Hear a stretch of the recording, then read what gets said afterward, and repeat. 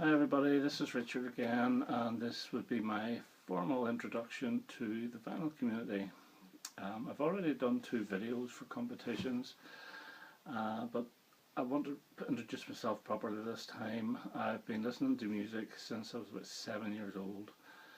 I, like everybody else, ditched vinyl at the start of the 1990s. It was a bit late actually, and then I went on a serious CD binge, and it's only in the past couple of years that I've finally got back into vinyl, but I was a lucky one. I never sold my vinyl, I kept it. Never played it, but I kept it well stored away. So, I've been watching these videos for over about 2 years. It's what actually got me back into vinyl, and some of the people I really enjoy on this side of the Atlantic are people like John Heaton, Ross Goodall, and James Griffith, to name just a few. And on the other side of the Atlantic, I would watch a lot of people like, obviously Mean Mr. Mayo, the Omaha Introvert, Robert Z, and Matthew Smith from Texas, I think he is, who does great videos and a very witty guy. And then some of the Canadian folks as well, like Nas Nomad, and even who else is there? This is a thing, I'm not scripting this is just off the bat. The Canadian Stud Muffin and Fit to Be Tie-Dyed. There's an awful lot that I like, and I know I've left a few out. So for this first video I'm going to do what I'm going to call a Give Me Five. Give Me Five. So 5 albums I would recommend to somebody who knew nothing about an artist, and if they said to me, what 5 albums do you think I should get of a certain artist? This is it. These are not necessarily my favourite albums, but they're the 5 I think would be the best introduction to an artist.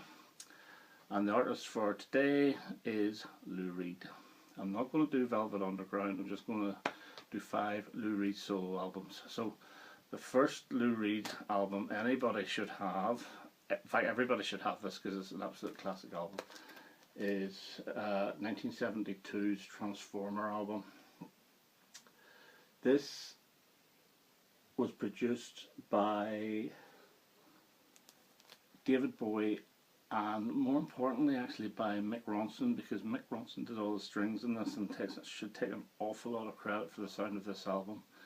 It's got what I call 4 big songs on this: Perfect Day, Satellite of Love, Walk on the Wild Side, which I cannot to this day understand how that wasn't banned, and Vicious. It's quite a camp album, and it's almost sleazy, and it's quite whimsical as well, but it's a collection of, I think it's 11 songs on this, 11 absolute perfect songs, and it's one of the best albums of 1973. In fact, it's one of the best albums of the 70s. So this is where I would tell somebody to start. In fact, if you don't own this album and you don't even like Lou Reed, you should get it because it's a fantastic album. The second album I would suggest somebody get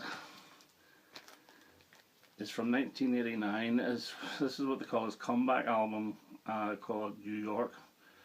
Now, with regards to the 1980s sound, Lou Reed for me was one of the few artists that was not overly affected by the 80s sound, because I actually like his 80s output quite a bit, and there's another 80s album in this 5. But this is a superb album of Lou Reed, mostly on strumming rhythm guitar, telling story songs, and the 3-song cycle of Halloween Parade, Dirty Boulevard and Endless Cycle and side 1 it's amazing. But it's a very, very accessible album from start to finish. So that's 2 accessible albums to start with. The third is not so accessible, but it's still one of his best, and this is a very mean, dark, moody album. It's got themes of drug addiction, prostitution, and it tells the story of a husband and wife that are in an awful state.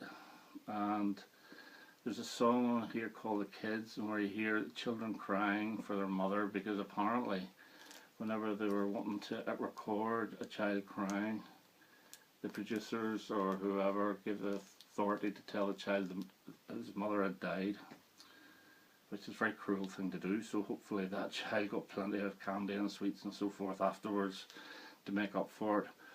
But this came out straight after Transformer, and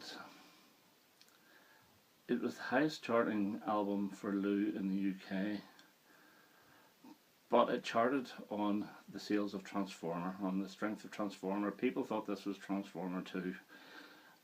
And they were more than shocked to find out that it wasn't. And a lot of these went into the second-hand bins.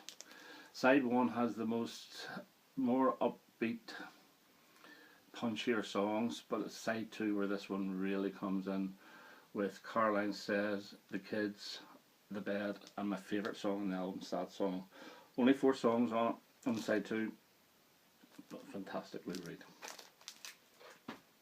My fourth choice, I'm picking this because I think it's the most varied of all his albums, and that's 1978's Street Hassle. Now, from the opening guitar riff of Gimme Some Good Times, which is lifted straight from his live version of Sweet Jane, straight to the almost doo-woppy of the last song, Wait. This is actually a really strong album. It does feature Real Good Time Together, which is an outtake from, I think, the abandoned 1969 Velvet Underground sessions.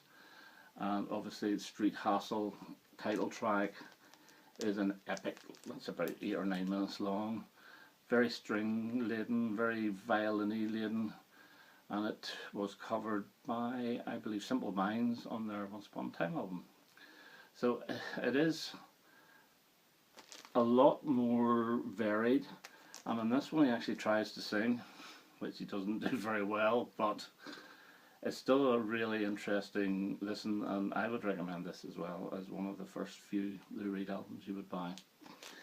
The last one I'm going to pick could be one of any 3 from the 80s, and I'm going to pick Legendary Hearts for the real reason that it's very bass guitar driven.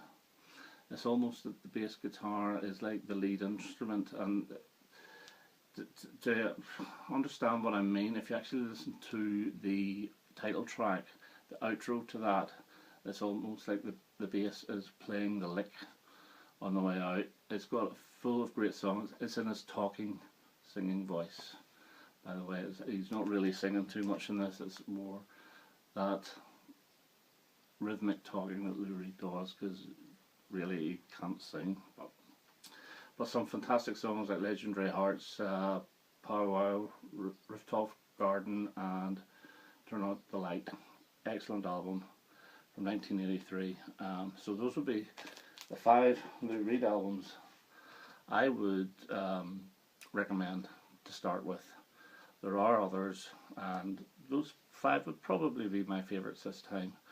But if I do more of this series, it's not necessarily going to be my all-time favourites. It's what I think is the best way in to get to like an artist.